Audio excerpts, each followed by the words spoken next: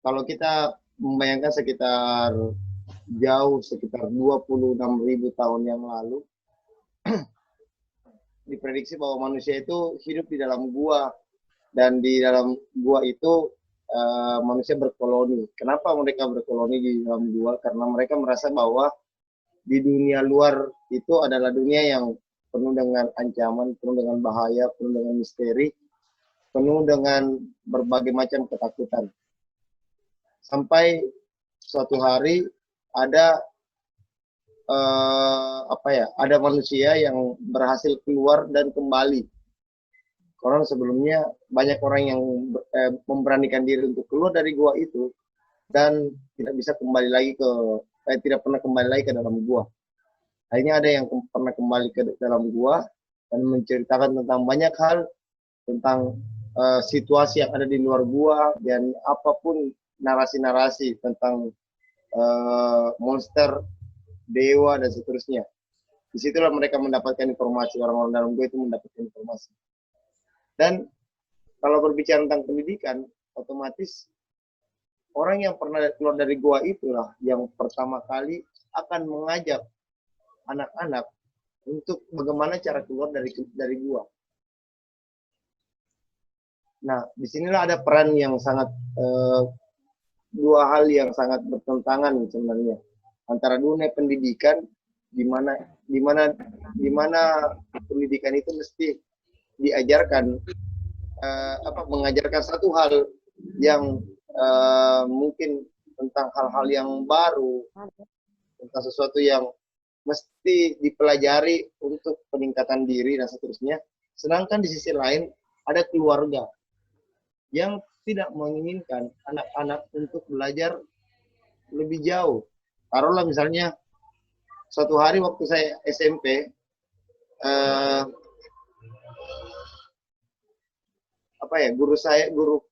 guru fisika saya mengajarkan tentang salah satu diskusinya kayak seperti rumus fisika lah, seperti itu, tentang Newton, hukum Newton dan seterusnya. Nah, di hukum Newton itu dia mengawalinya dengan mengatakan bahwa ayo kita singkirkan dulu tentang kearifan keagamaan kita untuk membahas tentang Newton ini gitu. Pertanyaannya kemudian, apakah orang tua kita akan melakukan pengajaran seperti itu dengan menyingkirkan kearifan ketuhanan kita untuk mengajarkan satu pendidikan tertentu gitu? Nah, sama halnya ketika kita membahas tentang caveman itu, manusia-manusia gua itu. Manusia-manusia gua itu tidak akan pernah memberikan kesempatan buat anak mereka, seorang orang tua tidak akan pernah memberikan kesempatan untuk anak-anak mereka untuk keluar dari gua. Kenapa? Karena orang tua pasti akan memberikan tawaran bilang kamu akan lebih aman, lebih nyaman ketika kau tidak perlu tahu tentang dunia luar itu. Nah, begitulah yang terjadi sebenarnya dunia pendidikan. Nah, selalu ada proses pembangkangan. Dunia pendidikan itu selalu identik dengan pembangkangan. Di sekolah, orang mengajarkan sesuatu yang sangat bisa saja ditentang oleh kehidupan di dalam rumah tangga, kehidupan di dalam masyarakat. Karena misalnya saya pernah membuat sebuah cerpen tentang gerhana bulan. Bagaimana gerhana bulan dipandang oleh masyarakat dan gerhana bulan dipandang sebagai situasi akademik, fenomena alam biasa gitu. Nah, kalau anak SMP, anak SD kelas 6 itu bisa memberikan argumentasi yang ilmiah tentang bagaimana gerhana bulan itu terjadi. Tapi apakah di tengah masyarakat sistem pengetahuan seperti itu bisa dipelajari? Ataukah bisa diterima? Bisa saja ditolak gitu. Kenapa? Karena ilmu pengetahuan berbeda atau kadang-kadang bertolak belakang dengan moralitas yang dibangun gitu. Nah, disitulah pendidikan itu bekerja. Pendidikan itu bekerja kadang-kadang sering menyentil atau menolak gagasan-gagasan masyarakat atau mungkin rumah tangga. Nah, seiring waktu berjalan, sistem pendidikan sudah memiliki caranya sendiri. Kalau kita melihat sistem pendidikan, ya otomatis kita harus melihat juga gagasan tentang bagaimana Barat menawarkan tentang gagasan pendidikan. Kita terus sampai hari ini kita juga mengenyam cara pendidikan Barat. Namun ada hal yang perlu kita pahami gitu, karena terkait tentang postmodernisme, berarti ada saya mencoba mencari jembatannya. Salah satu jembatannya adalah sistem pendidikan. Kadang-kadang kita berbicara tentang sistem pendidikan, berarti kita berbicara tentang aturan yang ada di dalamnya. Seorang guru yang mengajar sesuatu ke dalam kelas yang berisi murid-murid sekitar 20-an, yang ada adalah ada proses administrasi untuk mempertemukan siswa dengan guru. Ada proses proses yang lain. Mengapa guru itu terpilih menjadi seorang guru? Mengapa murid itu terpilih menjadi seorang murid?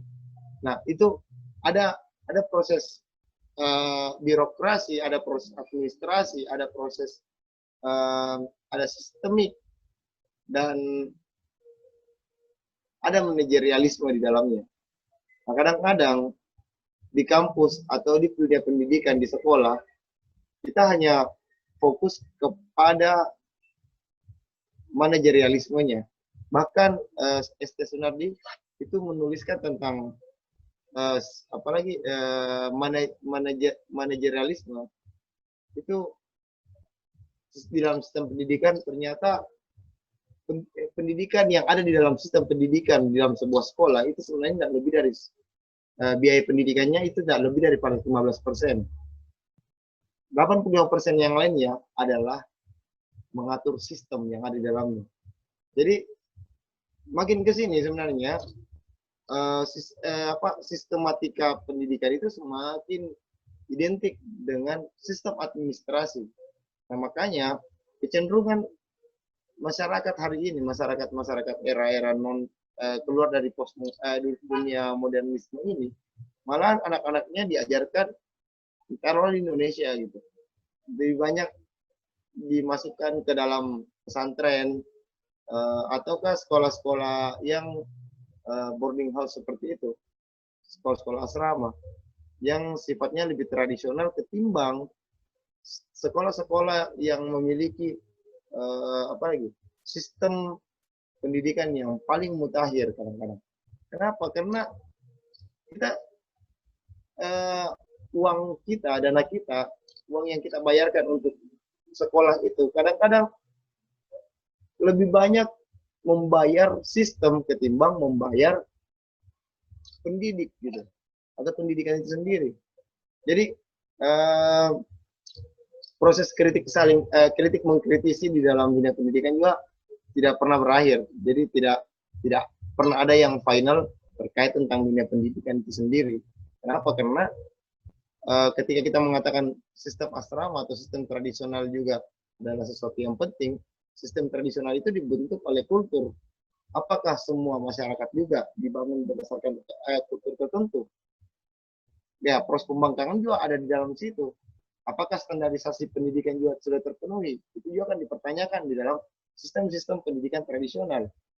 Nah, di situ tidak akan pernah berakhir gitu. Jadi pertanyaan-pertanyaan dan proses untuk berbenah, terutama di dunia pendidikan itu sendiri, itu tidak pernah berakhir. Kenapa? Karena orang akan mencari terus bentuk-bentuk baru, sistem-sistem baru. Bahkan orang rela untuk kembali ke sistem yang paling mungkin katanya paling anarki gitu, atau ya yang dibangun oleh kelompok-kelompok anarko itu, mulai dari sistem menanam gitu. Jadi bahkan ada beberapa sekolah TK itu mengajarkan, TK di Kota Makassar sendiri mengajarkan menanam pohon gitu. Nah, itu kan cara-cara yang bisa saja melampaui cara-cara yang dilakukan oleh apa ya, dilakukan secara modern atau mungkin dilakukan secara uh, terarah dan seterusnya gitu. Padahal dan gagasan-gagasan yang kita apa yang ditawarkan oleh misalnya taruhlah pendidikan barat yang fokus kepada kerja dan mengolah apa mengoperasikan alat-alat produksi yang lain, kadang-kadang itu ditinggalkan demi sebuah apa tawaran-tawaran yang baru, kecintaan terhadap alam dan seterusnya, membangun etika-etika lingkungan. Saya rasa itu adalah tawaran-tawaran yang unik gitu. Pada saat orang ditaruhlah di daerah-daerah berusaha untuk memajukan sistem pendidikannya, malah di kota-kota besar itu malah sistem pendidikan malah kembali ke ala kampung gitu. Nah, disinilah yang sebenarnya apa ya, gebrakan-gebrakan dan gerakan-gerakan pemikiran itu tidak pernah berakhir, terutama di dunia pendidikan atau sekolah. Nah, terkait tentang apa lagi ya, postmodernisme. Postmodernisme itu tidak bisa lepas dari gagasan-gagasan apa ya, positivistik yang pernah diajarkan oleh misalnya Adam Smith dan seterusnya, Weberian. Nah, saya sebenarnya lebih cenderung mengajukan satu tesis bahwa di era pandemi sekarang ini, sekali lagi saya bahas tentang pandemi, di era pandemi saat ini, kita tidak bisa melupakan bahwa kita sedang memasuki bukan lagi era new normal. New normal itu saya malah melihat bahwa new normal itu cenderung lebih ke Orwellian gitu. Kenapa saya mengatakan Orwellian? Karena cenderung aktivitas kita itu diatur atau bahkan diintervensi oleh kebudayaan kita, tradisi kita diintervensi oleh negara. Nah, padahal sebenarnya kita sedang memasuki situasi yang melampaui dunia yang bahkan dipikirkan oleh Kosmo atau bahkan komunisme sendiri gitu. Kenapa? Karena kita mengalami persoalan yang sama di seluruh dunia. Di Korea, di China, di Jerman atau di Amerika, kita mengalami persoalan yang sama, yaitu virus corona. Dan kita sedang mempertanyakan seberapa pengaruh negara melindungi masyarakatnya. Nah, ketika kita berbicara tataran itu, maka kita akan keluar dari batas-batas atau sekat-sekat dari konsep tentang negara yang dipahami oleh Adam Smith. Kita berusaha untuk keluar dari itu. Masyarakat itu sudah mulai apa ya, selama ini negara perbuat untuk pandemi, dan semua orang mempertanyakan itu. Bahkan gerakan-gerakan yang transnasional pun bekerja secara maksimal. Misalnya Black Lives Matter, misalnya yang apa kaum kulit hitam yang awalnya itu cuma bergejolak di salah satu negara bagian di Amerika, itu berkembang bahkan sampai di Atlanta dan seterusnya sampai masuk ke Washington sampai menyebar ke seluruh dunia gitu. Semua negara yang didominasi oleh warga Anglo gitu, itu sudah memberikan dampaknya bahwa ternyata persoalan atau isu-isu dunia itu tidak lagi terikat oleh sekat-sekat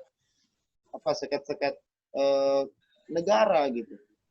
Konsep-konsep tentang negara itu sudah mulai disingkirkan. Kenapa? Karena orang sudah mulai berpikir hal-hal yang sifatnya mengglobal.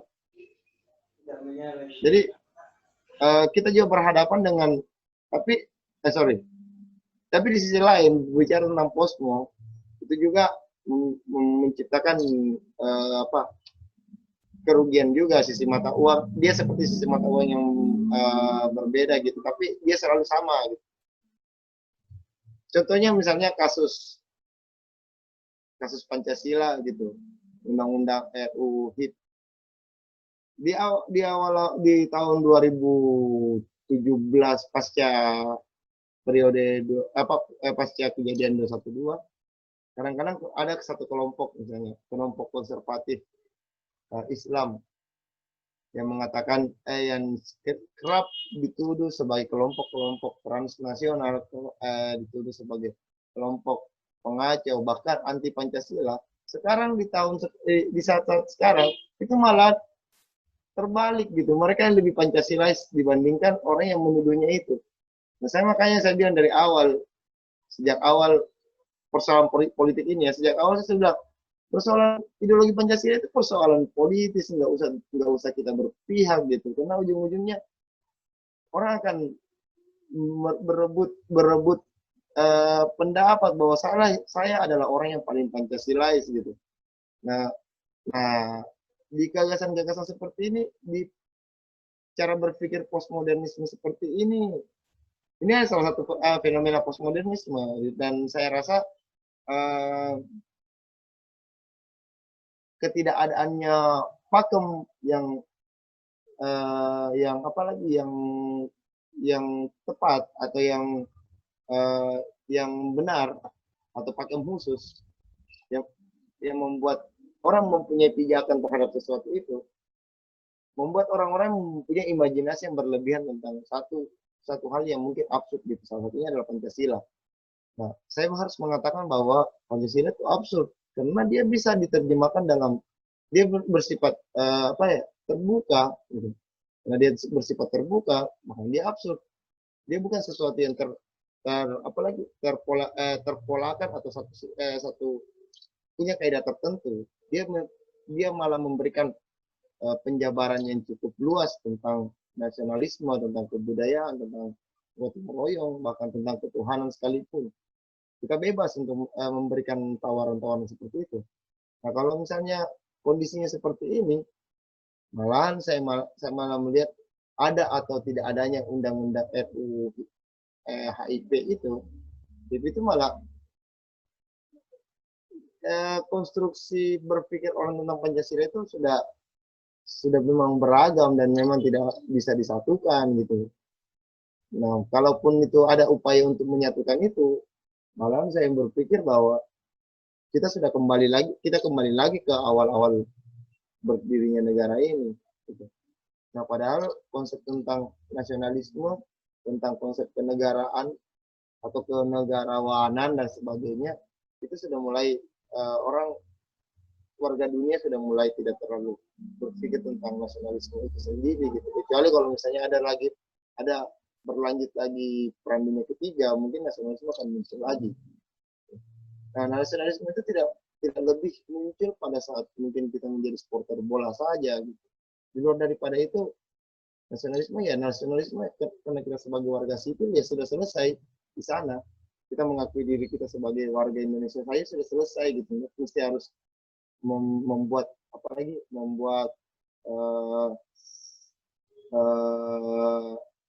foto profil dengan dengan gambar bendera Indonesia di belakang gitu atau Pancasila. Itu kalau menurut Ariel Heryanto itu kecenderungan kalau orang-orang seperti itu biasanya bazar gitu. Nah, saya tidak ada masalah dengan itu, tapi yang jelas dunia postmodernisme itu adalah ruang yang dimana keragaman itu terbentuk secara maksimal dan tidak ada lagi satu orang dan kelompok yang lain itu saling mencibir satu dengan yang lain. Kalau kemarin itu ada satu akun, kalau misalnya kepercayaan lokal saya lupa, ada satu akun di Twitter itu membandingkan orang yang bercadar dengan orang yang perempuan yang menggunakan kebaya gitu, bahwa kebaya itu luhur dan sebagainya. Ayolah, itu malah tidak menggambarkan kita ini beragam gitu. Kenapa? Karena kita membandingkan. Nah, kalau misalnya kalau kita adalah manusia yang merindukan keberagaman, kenapa enggak orang-orang yang bercadar atau bernikab itu foto bareng dengan yang berkebaya. Itu yang dimaksud dengan beragam, bukan dengan membanding-bandingkan. Kamu mempertautkan atau melabelisasi inilah yang terbaik dan yang lain menjadi buruk, itu sebenarnya adalah kekeliruan. Bahkan bisa saja itulah yang membuat kebudayaan kita menjadi kacau atau hancur. Kenapa? Karena kita membandingkan kebudayaan dengan agama. Yang tidak bisa dipungkiri, kebudayaan atau tradisi kita itu sangat lemah. Sangat lemah. Dan dia gampang lemah dan rapuh, gampang banget untuk ditinggalkan gitu. Makanya saya bilang itu tidak cukup dengan cara membanding-bandingkan saja.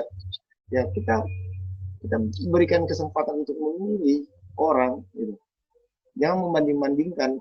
Ya kalau misalnya kita berhadapan dengan cara berpikir yang multikultural, yang merupakan bagian dari gagasan-gagasan postmodernisme, mestinya kita biarkan itu menjadi sebuah karnaval, sebuah warna-warni cara berpikir kebudayaan. Kalau misalnya ada yang berpakaian kebaya Jawa, ada yang memakai baju bodoh, ada yang memakai nikab, ada yang memakai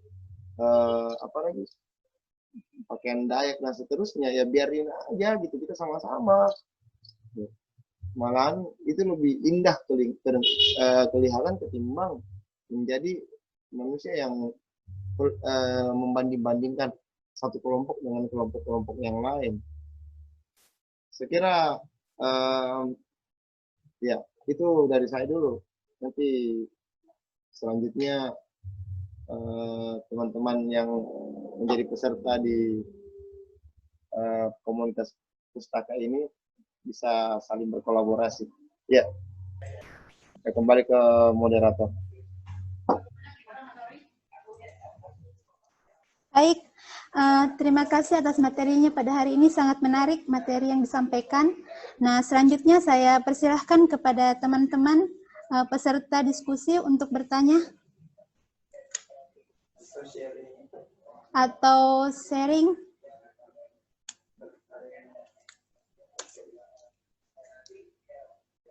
Ya, kami persilahkan kepada teman-teman, mungkin ada yang mau sharing.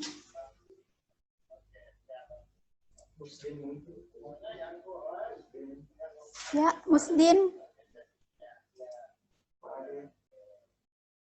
Farid.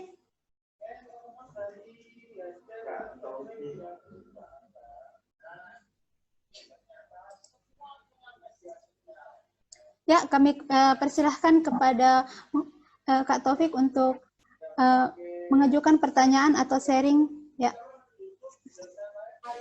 Oke, bismillahirrahmanirrahim. Assalamualaikum warahmatullahi wabarakatuh.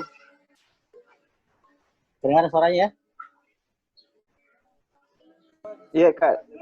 Dengar. Oh iya, oke. Sebelumnya saya ucapkan terima kasih atas diskusi pada hari ini. Yang saya hormati Bang Jul sebagai narasumber pada hari ini, yang saya hormati Saudara Irsan dan seluruh staf di Dinas Perpustakaan Kabupaten Nrekang yang sudah mengadakan diskusi yang sangat luar biasa pada hari ini. Terkait tentang materi yang dipaparkan tadi oleh Bang Jul tentang modernisme dan pendidikan yang ada pada hari ini. Melihat kondisi, kalau kita berbicara tentang modernisme, saya nanti mohon diklarifikasi Bang Jul kalau misalnya ada pemahaman saya yang agak keliru terkait tentang postmodernisme. Nah, salah satu tujuan dari, kalau kita berbicara tentang literasi, salah satu tujuan dari literasi itu adalah bagaimana mengembalikan institusi pendidikan itu lebih cenderung kepada fungsinya untuk mengembangkan minat budaya baca dan menulis. Nah, di awal-awal tahun 2007 kalau tidak salah mulai gerakan ini semakin gencar sampai terakhir kemarin puncaknya itu kalau tidak salah di tahun 2019-2018 banyak sekali komunitas-komunitas literasi yang berdiri yang bertujuan untuk membangkitkan lagi minat dan budaya baca masyarakat. Nah, akan tetapi ketika masuk di era pandemi, justru malah saya melihat literasi yang budaya baca tulis itu beralih fungsi menjadi literasi digital.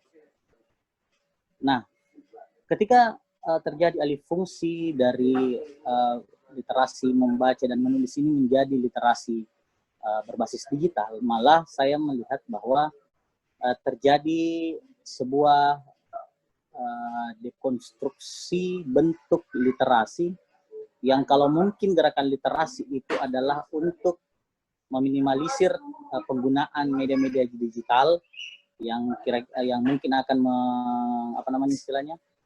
mengurangi minat seorang untuk membaca atau menulis buku. Lantas kemudian di era pandemi itu kemudian semakin lebih diutamakan. Nah, melihat kondisi seperti ini untuk pertanyaan saya, Bang Jul, apakah kalau kita berbicara tentang postmodernisme dan yang terjadi pada saat ini, apakah memang masih masuk pola postmodernisme atau dia sudah masuk di era neoposmo sebenarnya? Karena kalau dibicara tentang posmo, artinya yang sebelumnya orang budaya literasinya kurang itu dikembalikan, lantas kemudian ada lagi yang baru, yaitu kembali lagi beralih kepada digital. Nah, itu yang ingin saya pertanyakan, Bang. Terima kasih. Assalamualaikum warahmatullahi wabarakatuh.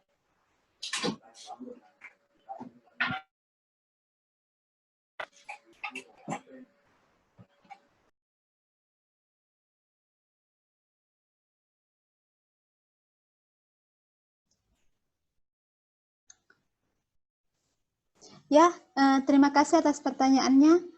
Selanjutnya kami persilahkan kepada pemateri, Bang Sul, untuk menjawab kembali atau menanggapi. Ya, silahkan. Ya, oke. Terima kasih, Taufik. Ya, pertanyaannya itu memang agak sedikit rumit ketika kita bicara tentang pandemi gitu. Nah, kalau kita masuk di pola-pola seperti yang kita alami sekarang di era new normal, bahasanya bahasa pemerintah. Nah, new normal itu kan salah satu bentuk intervensi kebudayaan sebenarnya oleh negara terhadap kehidupan bermasyarakat kita agar kita fokus kepada kesehatan gitu. Nah, itu sebenarnya ya saya bisa definisikan tentang new normal. Padahal sebenarnya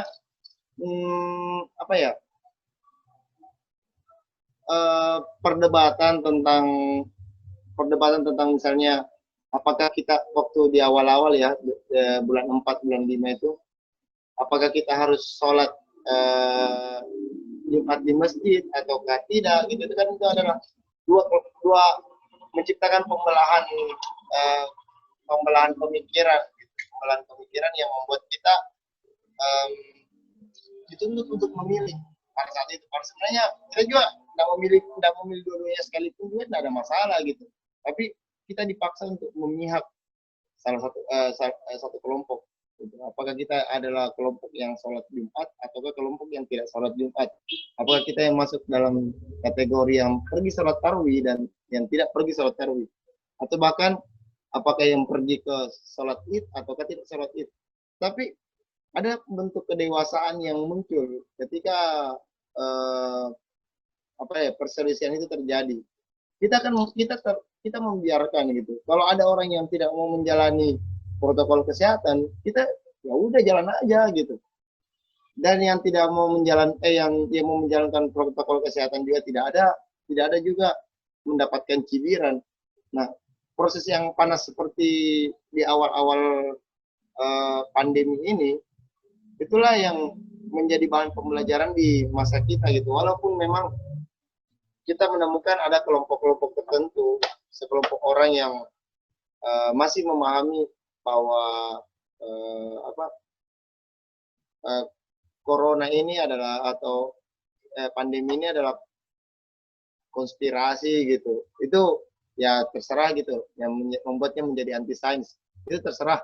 Tapi kita juga melihat fenomena anti sains itu sebagai fenomena yang biasa saja gitu. Tapi yang paling penting ketika kita masuk new normal, semua orang fokus kepada kebutuhan yang paling basicnya kita. Kebutuhan yang paling basicnya kita yaitu kebutuhan untuk sehat. Dan inilah yang yang membuat aktivitas kebudayaan kita, aktivitas peradaban kita itu menjadi buyar, dan kita lebih fokus kepada hal-hal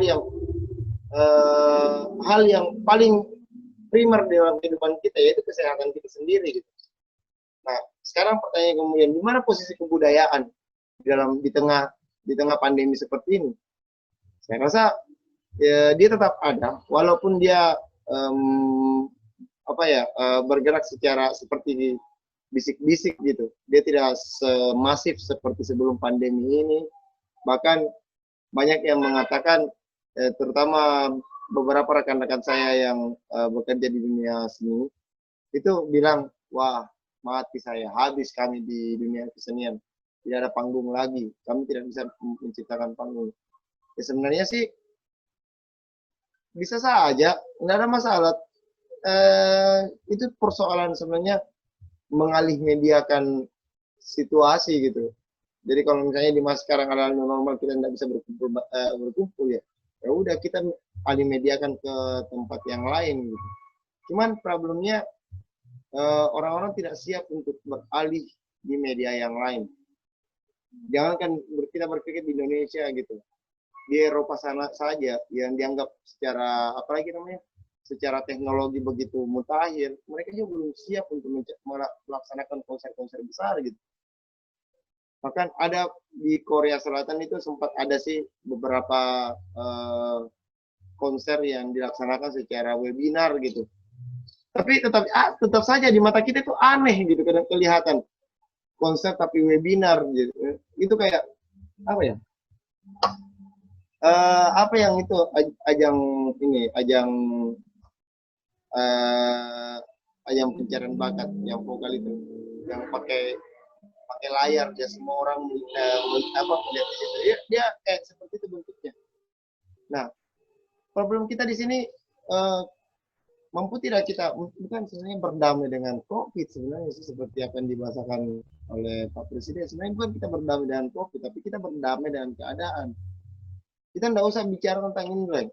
Kalau saya bilang stop, kita bicara tentang bagaimana, apakah COVID itu ada atau tidak ada. Kita tidak perlu membahas tentang bagaimana cara paru-paru itu bekerja dan sebagainya. Saya rasa bukan itu wilayah kita gitu. Saya rasa kebanyakan di sini kita adalah orang-orang yang bergerak di dunia yang bukan dunia kesehatan gitu. Nah, kita mau berdebat pada wilayah apa yang misalnya bagaimana penanganan COVID, sebenarnya bukan wilayah kita. Kenapa? Karena untuk buat CPR saja, CPR yang menekan dada pada saat orang bukan gagal jantung, jantung berhenti, itu kita tidak tahu gitu. Terus kenapa kita membahas tentang tentang kesehatan? Kita lihat saja, kita bicara tentang fenomena masyarakat yang ada di tengah pandemi seperti ini. Saya menemukan banyak keadaan di mana para dosen gitu, para dosen itu kehilangan wibawa di depan mahasiswanya karena mereka cuma bermain di wilayah WA. Nah, ini sebenarnya adalah fenomena-fenomena gitu. Bisa tidak komunikasi lewat WA itu bisa mengekspresikan emosi kita. Kalau mungkin kita mengekspresikan kemarahan kita di dalam sebuah kelas, seorang dosen mengekspresikan kemarahan di dalam kelas, mungkin kita bisa lakukan gitu. Tapi kalau kita mengekspresikan kemarahan lewat WA, bagaimana caranya gitu? Dan itu ternyata itu menjadi fenomena yang dialami oleh para dosen dan sebagainya. Nah, malah pada akhirnya kita akan menemukan orang-orang yang terlalu menjaga wibawa, orang-orang yang terlalu menjaga senioritasan di dalam sebuah organisasi dan sebagainya. Kita dengan mudah melihatnya sangat mudah runtuh gitu. Semua aktivitas hierarki yang ada di dalam di dalam apalagi di era pandemi ini itu diperlihatkan bahwa mereka sebenarnya tidak ada apa-apanya. Dia hanyalah sebuah pengaruh yang sebenarnya absurd juga gitu. Bahkan negara sekalipun juga orang mulai mempertanyakan gitu.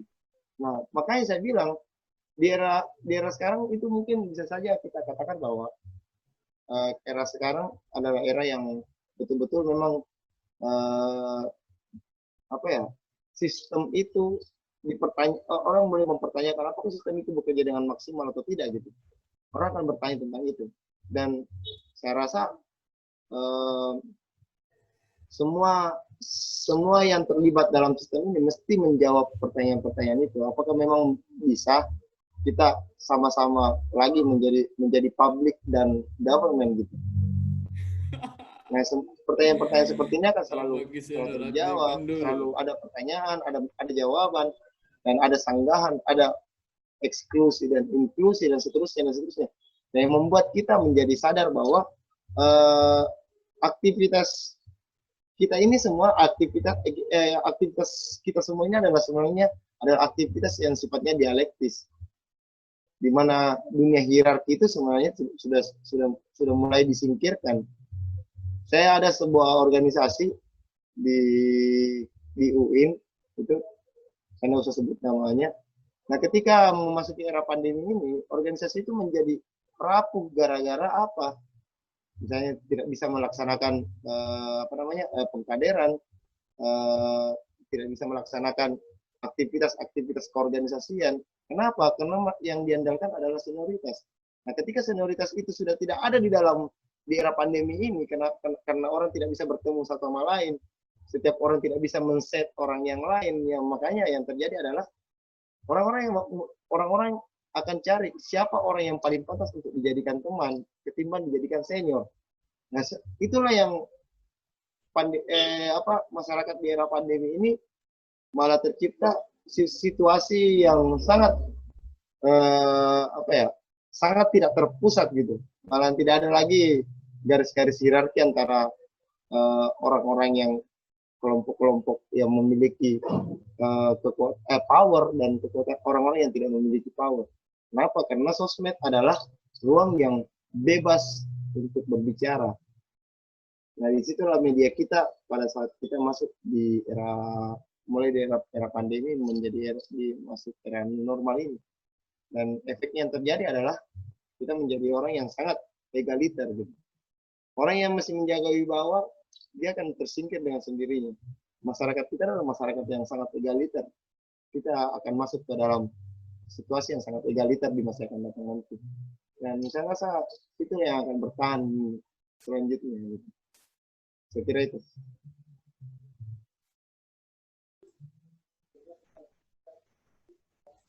Oke, moderator. Oke, terima kasih. Saya kembalikan kembali kepada Kak Taufik. Mungkin masih ada hal-hal yang ingin disampaikan atau tanggapan kembali. Iya, terima kasih tadi gambarannya Banjur tentang new normal yang terjadi. Hanya saja seperti ini, ketika kita berbicara tentang yang saya tadi katakan bahwa terjadi sebuah pergerakan yang mungkin bagi misalnya pergerakan di dunia pendidikan misalnya ya, untuk contoh misalnya kayak tadi Banjul cerita tentang sekolah berbasis tradisional kayak misalnya boarding school bentuk pesantren. Nah, ketika kan misalnya kita tahu bahwa pesantren ini adalah bagaimana membentuk seorang santri selain dari tingkat intelektualnya maupun juga yang paling utama adalah membentuk nilai-nilai kemanusiaan, khususnya nilai-nilai agama di dalam dirinya. Nah, ketika terjadi proses perpindahan dari yang orang boarding school kemudian menjadi orang homeschooling semua ini.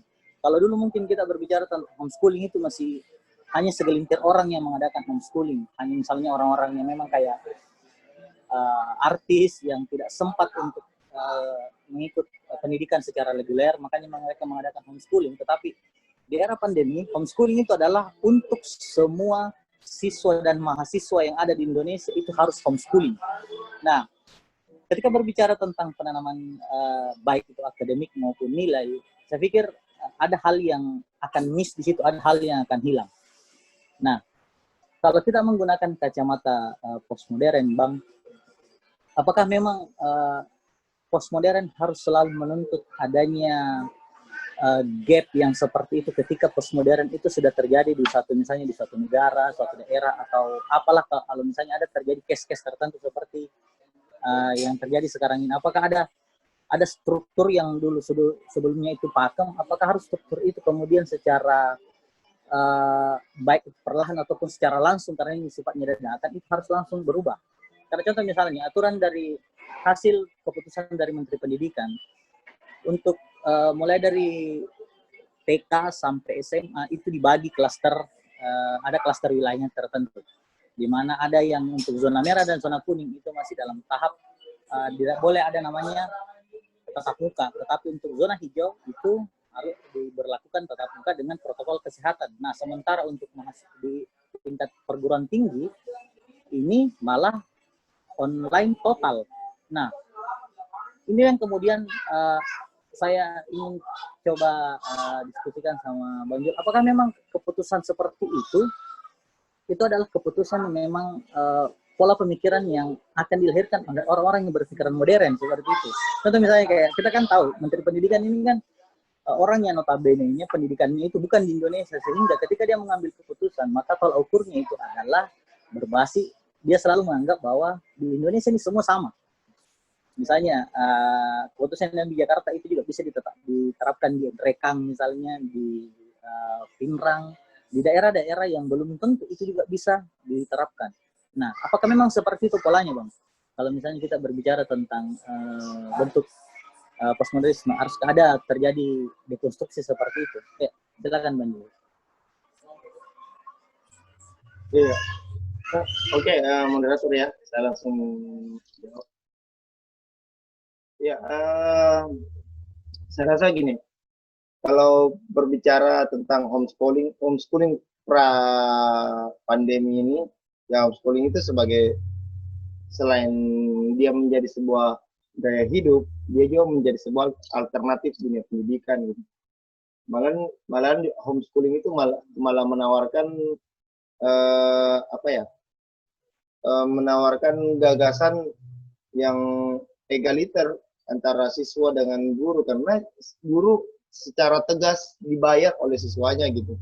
Jadi jelas sekali bahwa bahwa si murid ini mempunyai si guru tidak seperti superioritasnya itu seperti kayak ketika dia berada dalam kelas. Nah, itu terjadi di masa pra pandemi, tapi masuk di era pandemi ketika homeschooling itu berlaku, misalnya taruhlah di awal-awal itu menonton TVRI dan sebagainya, di mana peran orang tua itu sangat penting terlibat dalam homeschooling itu gitu. Nah, problemnya, apakah semua orang tua itu sama seperti orang tua dalam sudut pandangnya Nadiem gitu? Itu yang memang menjadi bahan perdebatan kita gitu. Nah, orang tua saya belum tentu bisa mengkawal cara mengajar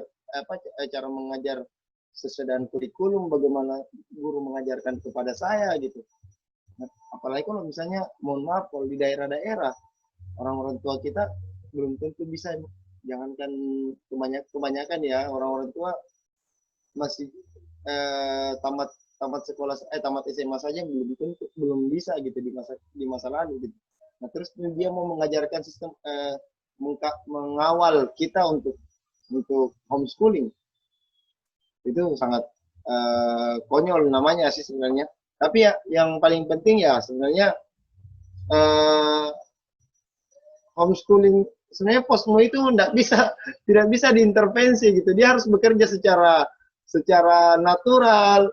Dia harus, jadi gini, tidak mungkin ada posmo itu, dia adalah namanya post atau pasca modernisme gitu.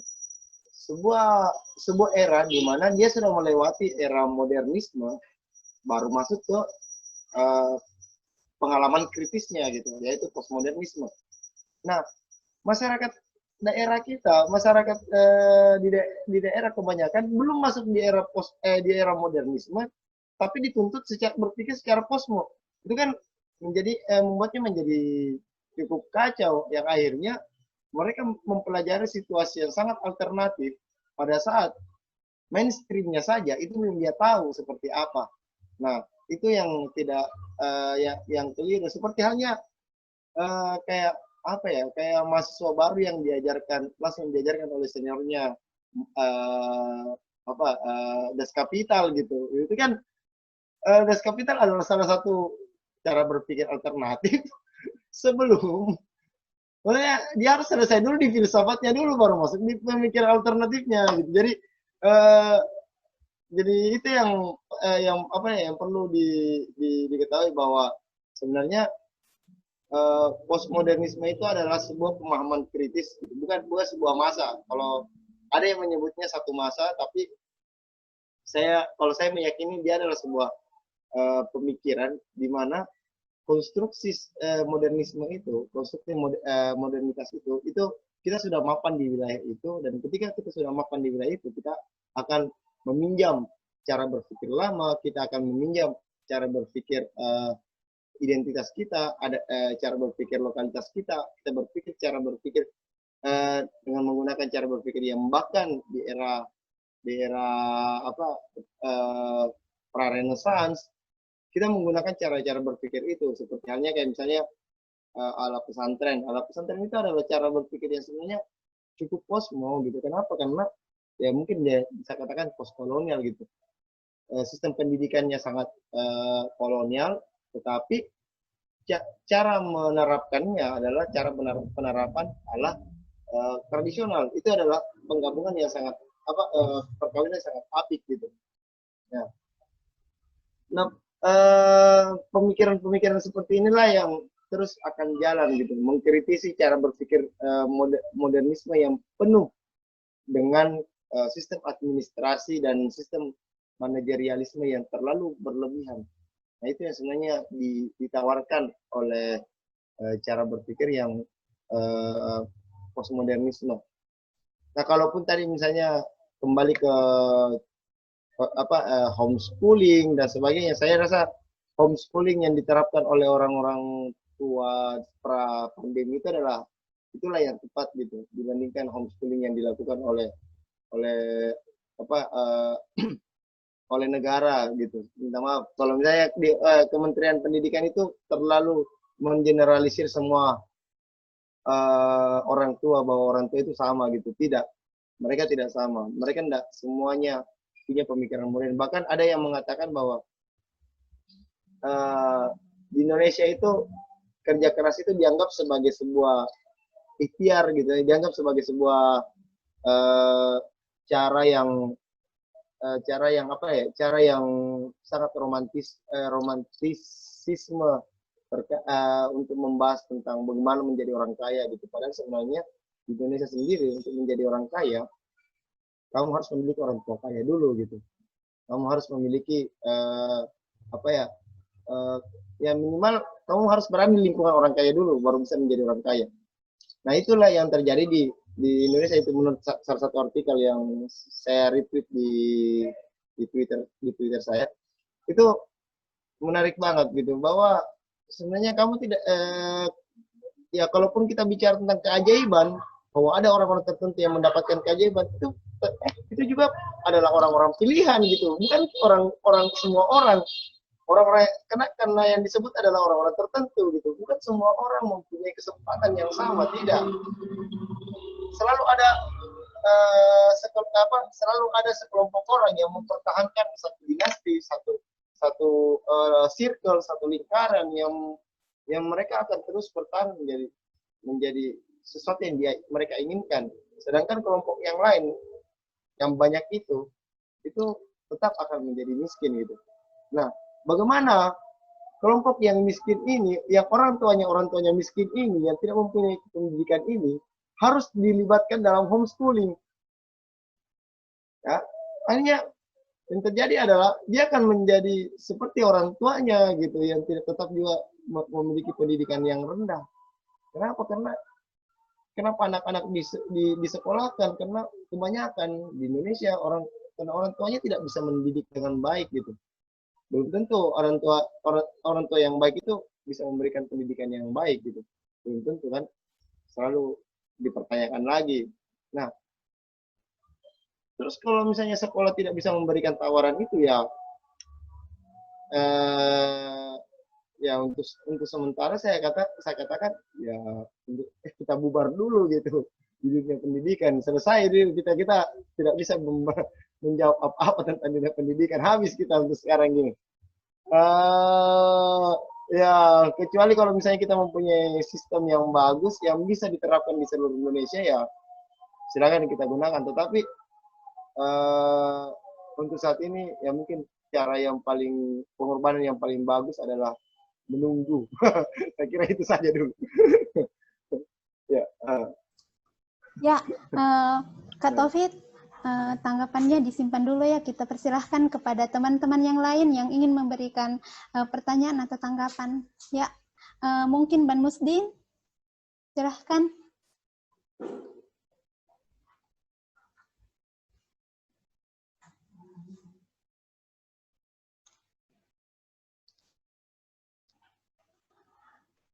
Mas Agus, ada yang mau ditanyakan? Loh, masa cuma satu penanya, yang lain mana dong? Yuk, silahkan bertanya. Musdin tuh tadi ada pertanyaannya, bisa diajukan langsung.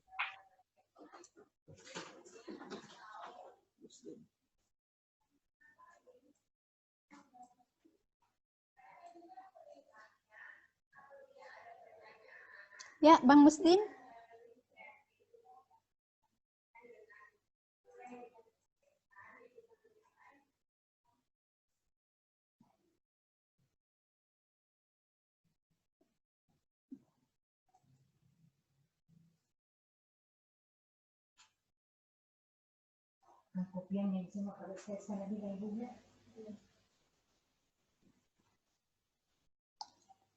Atau Kak Irsan yang ingin bertanya?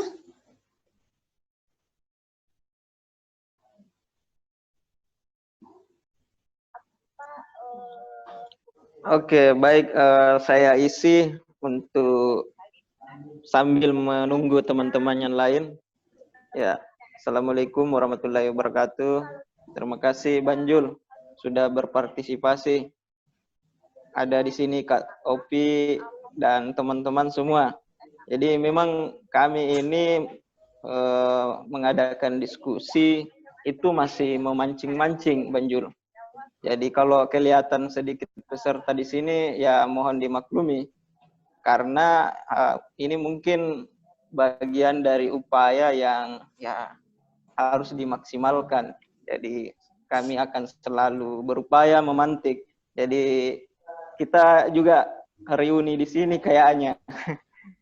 Nah, ada beberapa tadi yang menarik sih sebetulnya disampaikan Banjul terkait postmodernisme dan kalau saya memahami memang posmo ini kan sebuah gerakan yang melampaui dari modernisme di mana grand teori, grand narasi yang tadinya itu menjadi dominan di kalangan pelajar dengan pendidikan itu kemudian coba diajukan ditawarkan oleh kelompok non ya modernisme ini yang sudah mapan, yang anggaplah pemikiran Marxisme dan lain-lain.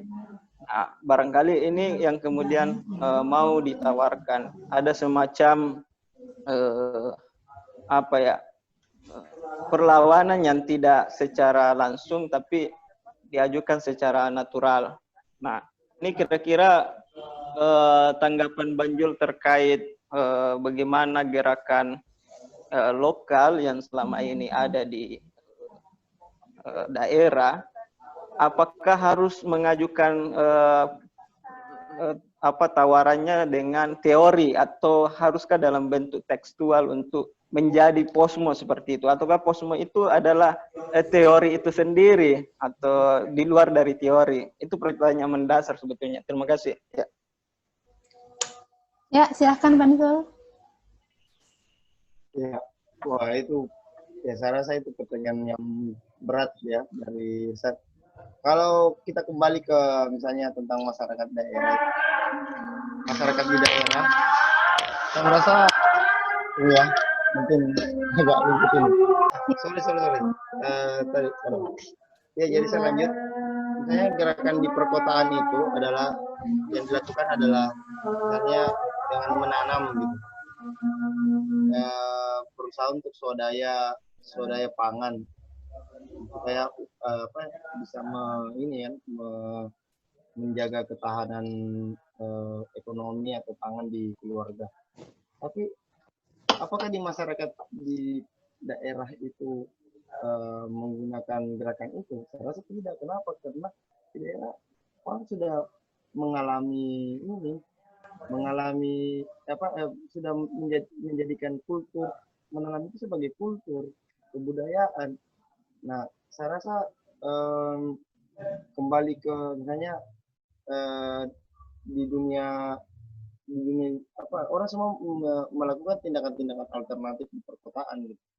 Nah, sedangkan di daerah sebenarnya sebagai penyokong perkotaan, kalau kalau cara berpikir orang-orang di daerah juga ingin seperti menjadi perkotaan, maka yang terjadi adalah ya masyarakat perkotaan sudah kehabisan pangan. Kenapa? Karena di daerah tidak ada lagi orang yang menanam.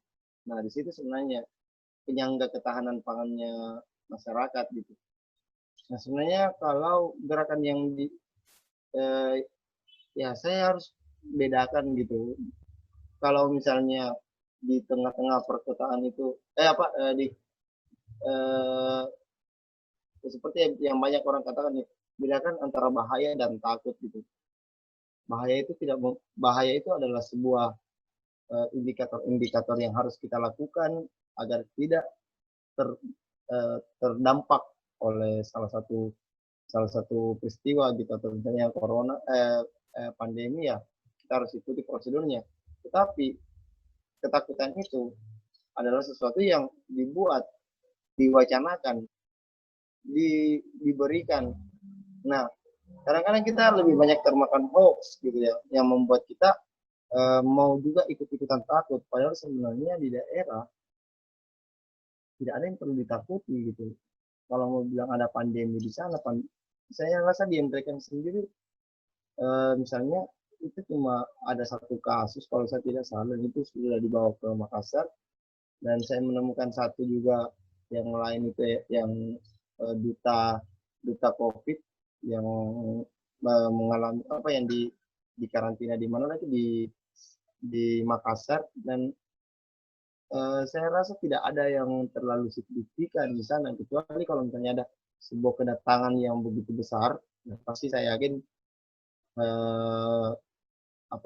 akan terjadi klaster baru gitu. Tapi kalau untuk sementara biarkan daerah tetap menjaga kulturnya, kebudayaannya, kehidupannya, dan maka masyarakat perkotaan pun juga akan menikmati apa yang dibudidayakan atau dijaga oleh masyarakat pedesaan atau masyarakat daerah. Nah, itulah sebenarnya yang terjadi. Malahan sebenarnya di daerah itu, di masyarakat lokal, yang harus dikembangkan adalah mitos-mitos tentang mitos-mitos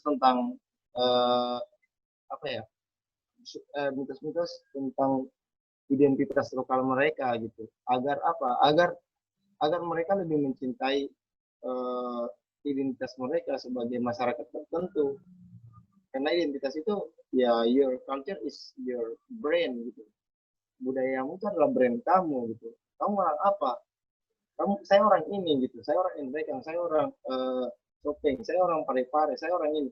Itu adalah brand kita gitu. Nah, apa yang membuatmu menjadi seorang Parepare? Nah, seorang Entrekan misalnya. Karena saya memiliki satu kebudayaan yang khas, yang tidak dimiliki oleh orang lain. Nah, itu adalah brand kita. Itu yang pertama. Yang kedua, kebanyakan kebudayaan lokal kita itu cenderung memperhatikan dekat dengan biosentrisme gitu, atau cintaan terhadap alam semesta. Kearifan lokal kita itu sangat dekat dengan kecintaan kita terhadap alam, bukit, gunung, pepohonan, sawah, setiap kalau orang-orang dulu malah setiap yang saya bilang tadi itu adalah sesuatu yang dihinggapi oleh para peri dan dewa gitu. Nah sekarang itu semua di mana gitu? Mestinya itu mesti didaur ulang lagi, direproduksi kembali. Biar apa? Biar kita tetap mencintai gunung, kita tetap mencintai gunung-gunung kita tetap mencintai bukit-bukit kita tetap menganggap menganggap alam dan lanskap itu adalah sebuah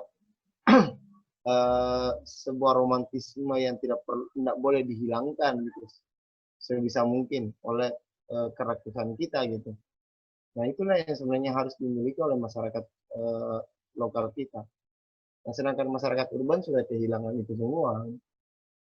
Masyarakat lokal ini yang memiliki mitos-mitos itu. Itu yang sebenarnya perlu digali oleh mungkin teman-teman literasi atau mungkin siapa saja yang punya bakat untuk mengeksplorasi itu semua. Saya rasa perbincangan kita sudah mulai dekat dengan penghujung gitu. Nah saya rasa ya kalau saya sih punya kesimpulan bahwa di era pandemi ini aktivitas-aktivitas kebudayaan mesti lebih dikembangkan melalui bermacam cara, terutama di masyarakat pedesaan atau masyarakat daerah. Kenapa? Karena masyarakat di daerah dan pedesaan masih jauh dari dampak itu gitu. Kami yang di perkotaan ya biarkanlah seperti ini gitu. Kami juga punya strategi-strategi yang lain untuk mengembangkan kebudayaan. Bahkan kami tidak terlalu fokus kepada wilayah kebudayaan lagi. Kenapa? Karena kita kembali ke basic kita, yaitu makan dan sehat gitu. Sedangkan masyarakat di pedesaan malah masih bisa bermain-main gitar, menciptakan aktivitas kebudayaan, bahkan bisa melaksanakan pesta panen gitu. Nah itulah sebenarnya yang perlu dikembangkan kembali, bahwa masyarakat daerah itu memiliki bukan cuma memiliki daya tahan, bukan cuma sekedar daya ketahanan pangan, tetapi daya ketahanan kebudayaan yang sebenarnya belakang hari nanti akan menjadi kiblat buat masyarakat yang lain, terutama masyarakat perkotaan yang sudah mulai terkikis, bahkan keimanannya pun semakin terkikis gitu. Kenapa? Karena mungkin tempat-tempat ibadah hari ini sudah mulai kosong karena menganggap bahwa Tuhan pun sendiri sudah tidak mampu menjawab ini kan persoalan corona dan sebagainya. Wallahu alam. Tapi yang jelas masyarakat pedesaan lah yang tetap merasakan aktivitas kebudayaan, religi dan sebagainya. Ya, oleh karena itu, ketika kita berbicara tentang tema kita hari ini, saya rasa solusinya adalah masyarakat daerah atau masyarakat pedesaan. Saya rasa Endrekang lah tempat yang paling tepat untuk pulang gitu. Oke, saya kira itu. Oke, kembali. Ya, waktunya masih ada 10 menit, jadi kepada teman-teman yang ingin bertanya, kami persilahkan. Masih ada waktu kok bagi yang ingin bertanya, silahkan bertanya. Atau Kak Taufik, ada yang masih ingin disampaikan? Oke.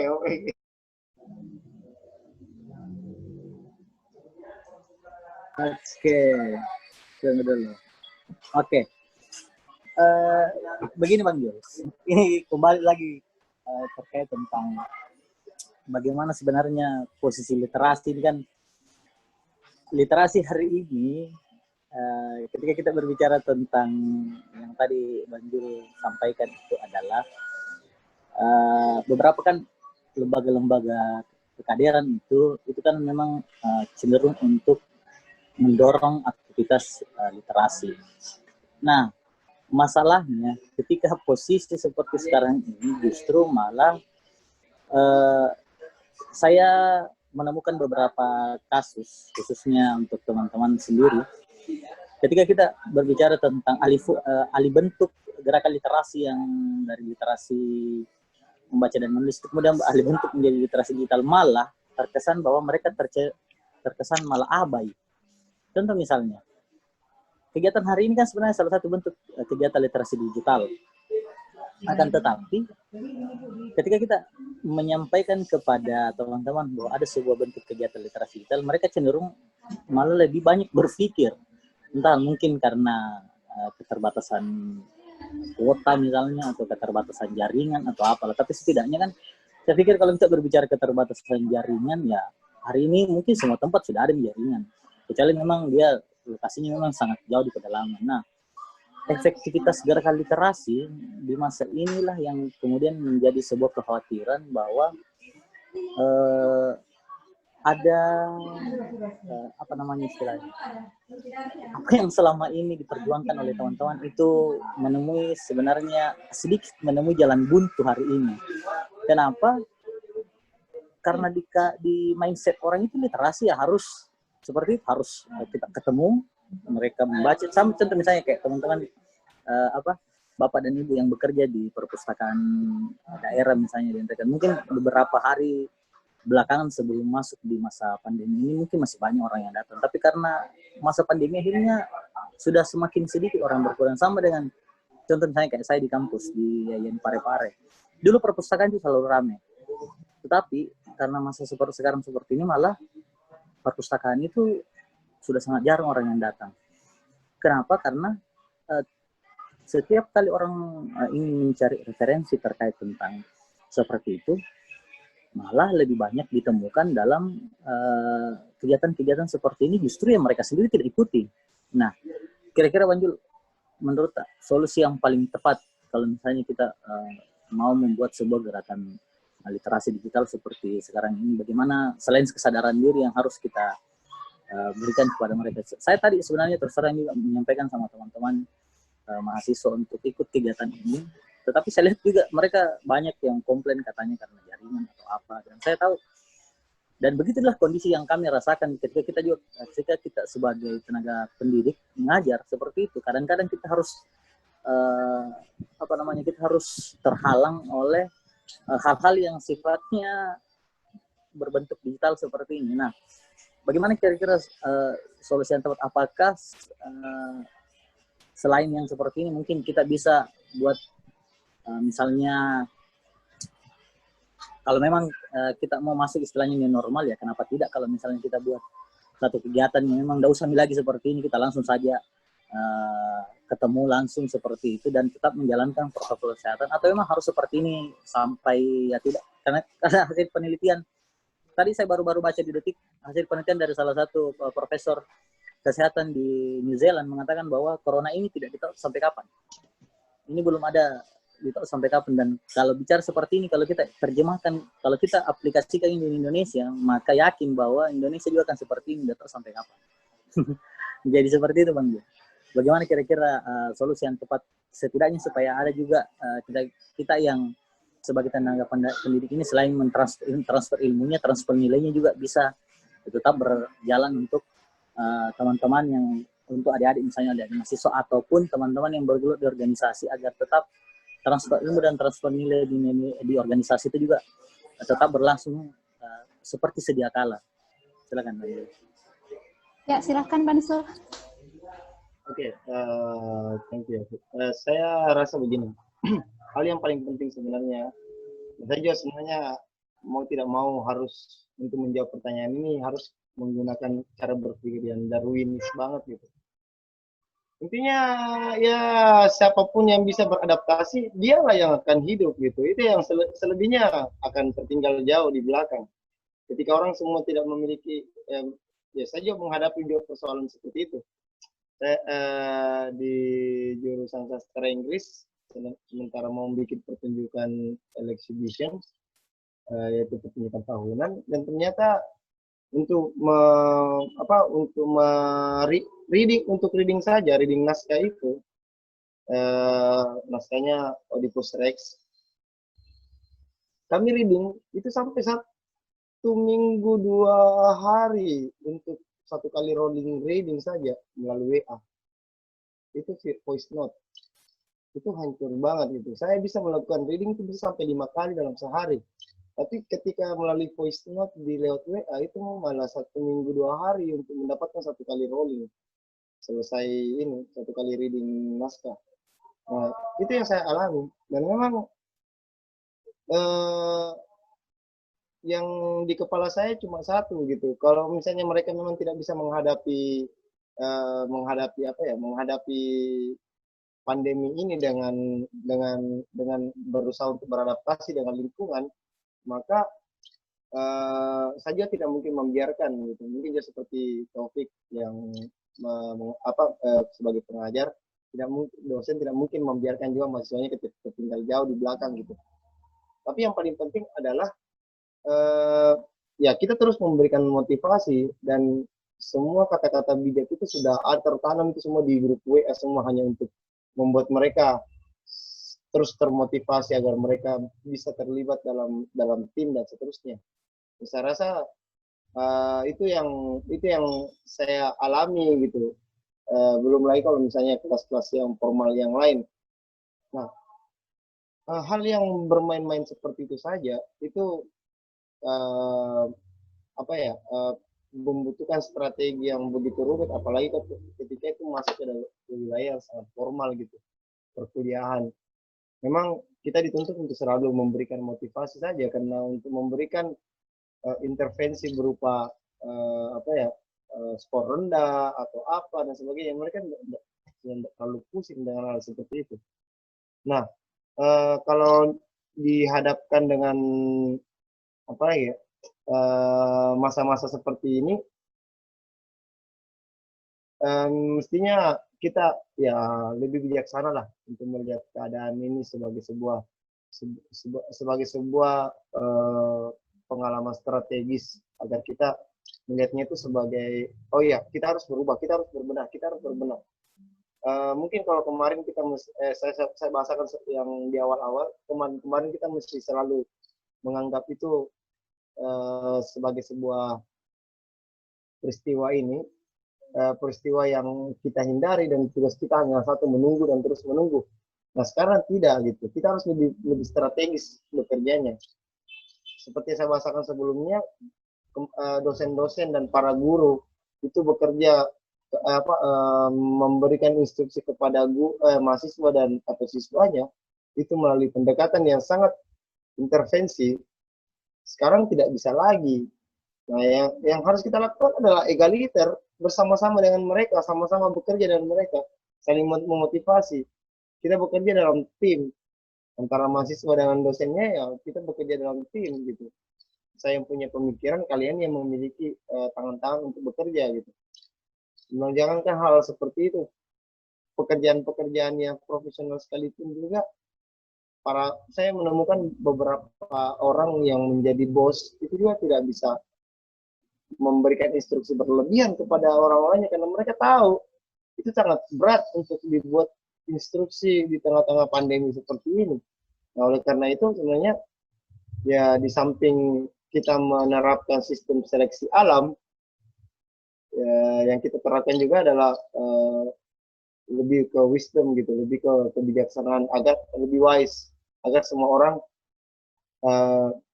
bisa menganggap kita setara dan kita sama-sama berjalan gitu. Saya menjalankan program saya, kalian menjalankan kalian mendapatkan ilmu seperti apa yang saya inginkan. Saya rasa itu langkah-langkah strategis yang harus kita lakukan. Kenapa? Karena biar bagaimana selesai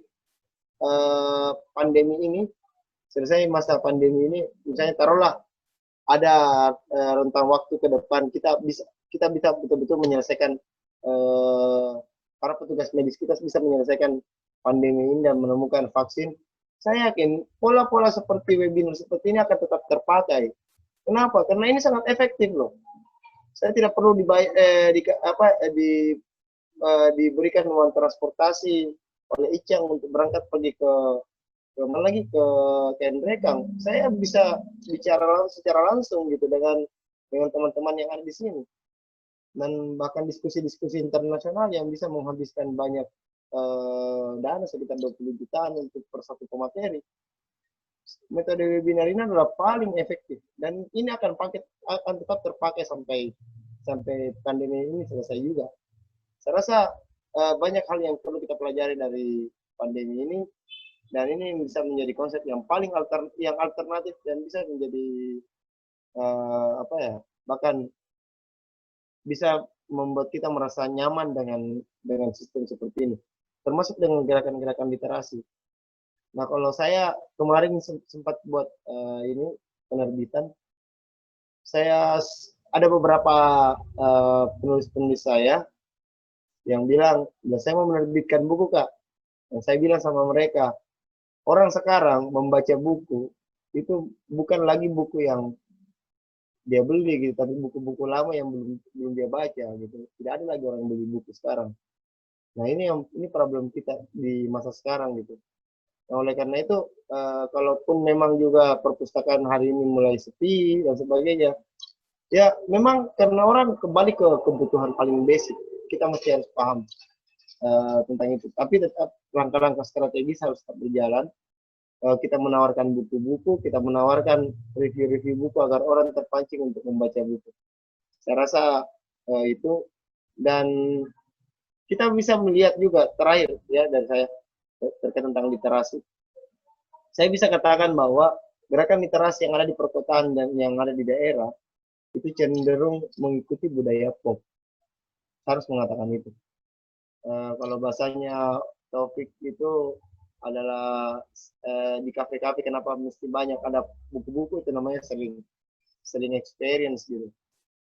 Tidak ada yang betul-betul orang membaca buku gitu. Tidak ada yang betul-betul semangat literasi berkembang tengah kelompok-kelompok literasi. Sekarang kita bisa lihat kan, ada berapa kelompok literasi yang bertahan untuk tetap mengajak orang untuk membaca buku. Tidak banyak. Dan seleksi alam itu juga berlaku di dunia di dunia kelompok literasi. Nah, makanya kalau misalnya kita memang ada detar teman-teman yang betul-betul memang kuat menjaga ideologi kelompok literasinya, ya udah buktikan di masa new normal ini kalian tetap jalan gitu. Saya kira itu dari saya, dan